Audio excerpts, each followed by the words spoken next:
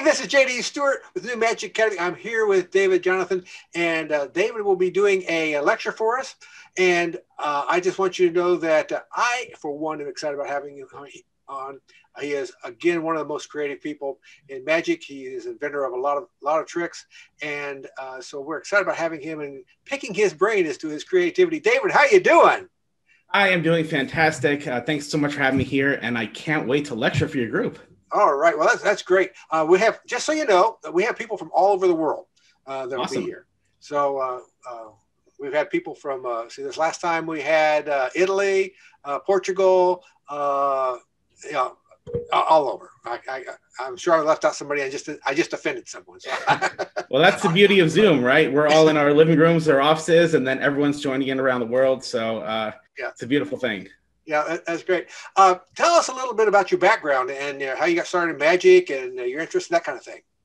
Yeah, so I actually don't have the typical magic kid story. I did get introduced to magic at an early age, around 6 or 7. My dad was a hobbyist magician, right? So he would show me a few things, and that, wowed and amazed me. So I got my first trick at around 7 years old, but it wasn't a magic kit. It was actually Tenyo's Crystal Cleaver.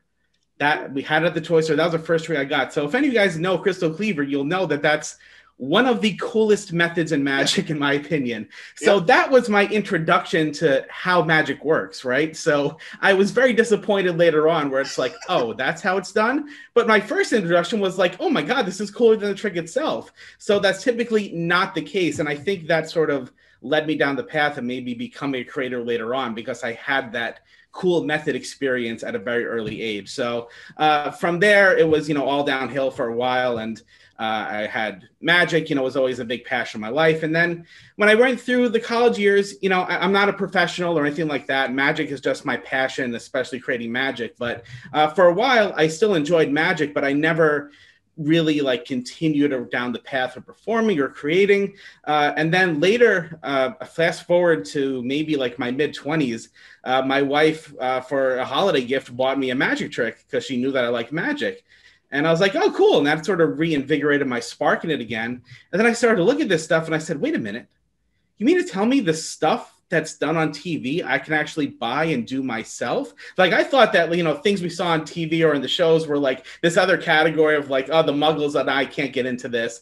And then that totally opened the door for me. And then all my passions truly came back and, I got hardcore into magic. And then really within the past, I'd say 7 or 8 years, started creating my own magic, right? Because we see a lot of stuff out there, but then, we kind of say, well, what if I could do this? Or what if I change this? And that's really what my lecture is going to be about, creating magic. That's great. In fact, that's a big interest that we have here is in creativity. We've had several creative people on, and we're really looking forward to having you, particularly talking about creativity. That's a big passion of ours. So tell us a little bit about what will people learn at the lecture? Yeah, so there are 2 main goals for the lecture. The first is that, like you said, I hope to spark your creativity, right? So with that said, you're also going to learn about 7 or 8 tricks, and hopefully you'll use some great magic that will either use or at least inspire you. So aside from the tricks, I'm also going to give you my crash course on how to create magic, right? So this, one of the questions I get asked all the time is David, how do you come up with this stuff? So I'm going to give you my whole presentation on how to come up with the idea.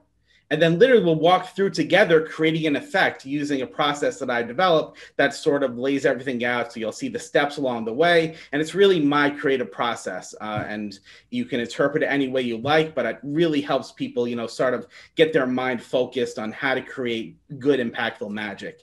And then also the tricks you're going to learn, there's going to be a lot of variety. I mean, first of all, everything in the lecture is practical, easy stuff that works out there in the real world.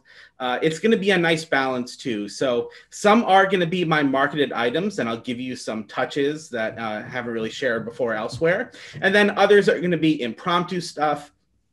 Maybe it's a gimmick that you can make up in less than a minute, but it's really a nice balance. So you're going to see about half magic, half mentalism, and you're going to try to see some variety. So Everything's what I still call within the card family. So it involves paste boards of some kind, right? They're cards, but they're not necessarily playing cards. So you're going to learn stuff with photos, with Uno cards, with drawings and symbols, a book test, and even the card tricks themselves aren't that traditional.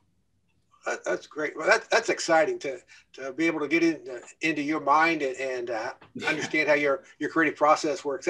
That'll be great. Now, I first came across you. I think you came out a few months ago, maybe it was a year ago, with Snap. That you came out with Dan Harlan. That was where I first came across your name. So that I'm looking forward to that, and just how you came across. If you go into that a little bit on how you developed that, that'd be exciting. Into your creative process. And do you collaborate a lot with other magicians?